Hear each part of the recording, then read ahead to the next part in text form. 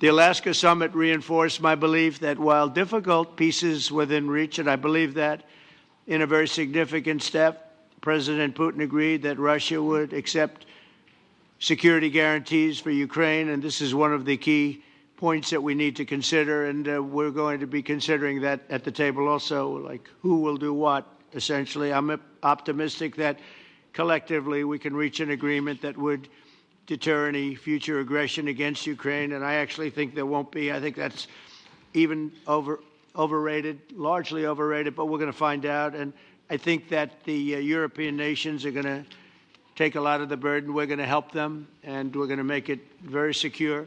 We also need to discuss the possible exchanges of territory, taking into consideration the current line of contact. That means the war zone, the war lines that are pretty obvious, very sad, actually, to look at them. And negotiating positions. President Putin, also, you have President of Ukraine, who is you just met a little while ago, and we're going to try and get a three-party meeting, maybe as soon as we can. And I have a feeling you and President Putin are going to work something out.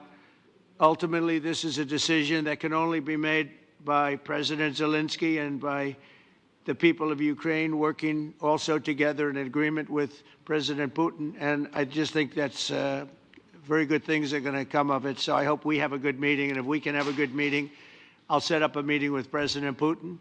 And if you'd like, I'll go to that meeting. And not that I want to do that, but I will do that because we want to save a lot of people from dying. A lot of people are dying, and we got to save them. We've got to save it. 5,000, 6,000, 7,000 people sometimes a week.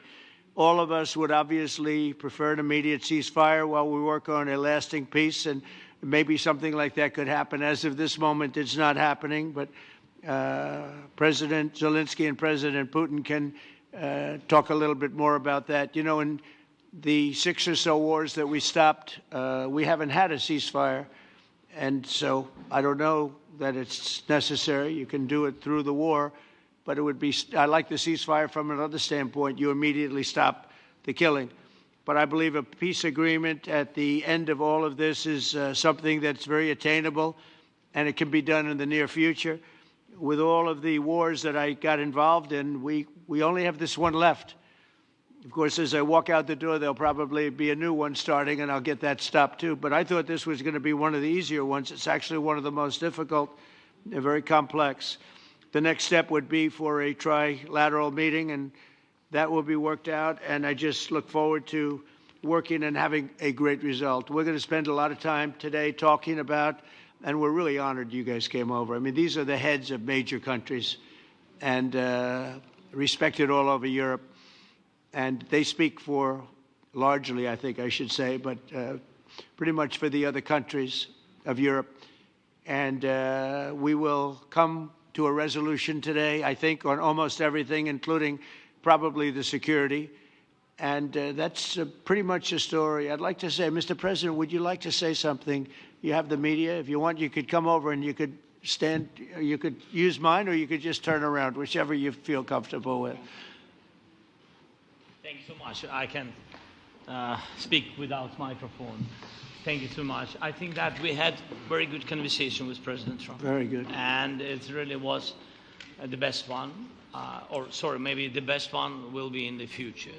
But it was really good. And we spoke about very sensitive points. The first one is security guarantees. And we are very happy with President that all the leaders are here, and the security in Ukraine depends on the United States and on you and on those leaders who are with us in our hearts. They have been online before yesterday, and etc. So a lot of countries on the side of Ukraine, our people, and all of us want to finish this war, stop Russia, and stop this war. We spoke about it, and we will speak more about security guarantees. This is very important that the United States gives such strong signal and is ready for security guarantees. The second point, or maybe the first, humanitarian direction, very important to exchange all the prisoners, and I think that President will help. And I was very thankful to your wife again, Mr. President, for the letter about our abducted children, and I hope that really it can be a historic role for the people to bring kids back to the families and be happy at Get their the people families. back, yeah. Yes, this is so important, and I'm happy that we discussed it, this track with the President Trump, and I hope that we will find decisions. And then what is very important, that all the sensitive things, territorial, etc., we will discuss on the level of leaders during trilateral meeting, and President Trump will try to organize such meeting, and he said that he will come or not come. Ukraine will be happy if you will both want me there, I will be there. Yeah, yeah, you know that. thank you. And I think this is very important. Yes, so security guarantees, bringing kids back, and all our people, not only warriors, first of all warriors, and all the civilians, journalists, a lot of people in prison. So we need them back. And guarantees which will work for the years. We spoke about it, and I showed the President a lot of details on the battlefield, on the map. Thank you so much. Thank you for the map, by the way. Good map. It was great. Yeah. I'm thinking how to take it back.